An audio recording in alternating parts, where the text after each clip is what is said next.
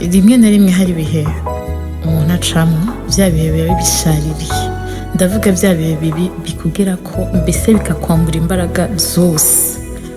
aho nawe wumva kuri gutera igere rya nyuma pe,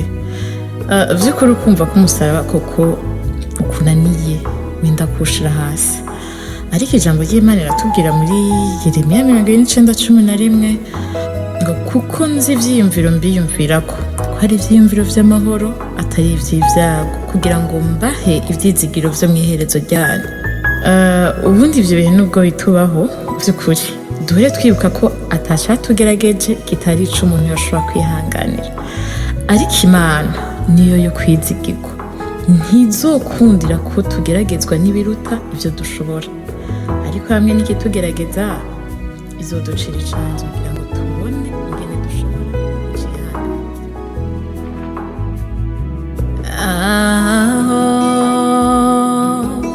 Umunezero watanguye urushwa imbaraga n'umubabaro, guseka navyo yatanguye urushwa imbaraga no kurira, aho umunsi watanguye gutinda kuba ijoro naryo rigatinda guca, aho inshuti zari nyinshi ariko nkiyumva ntaho ndi jenyene, aho numva sigaje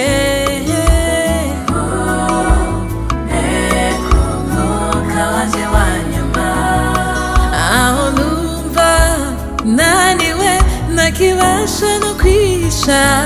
ni umukiza wanje yasanze,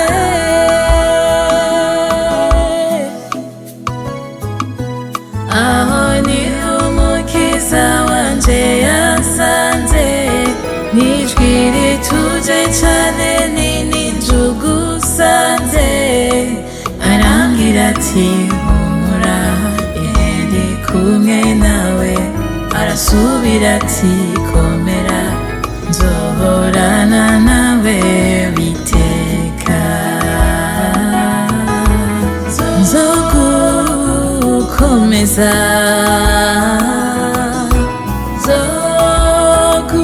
nzogutabara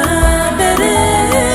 nzokuramira mu kuboko kw'iburyo kwanje, kukugororoka kwanje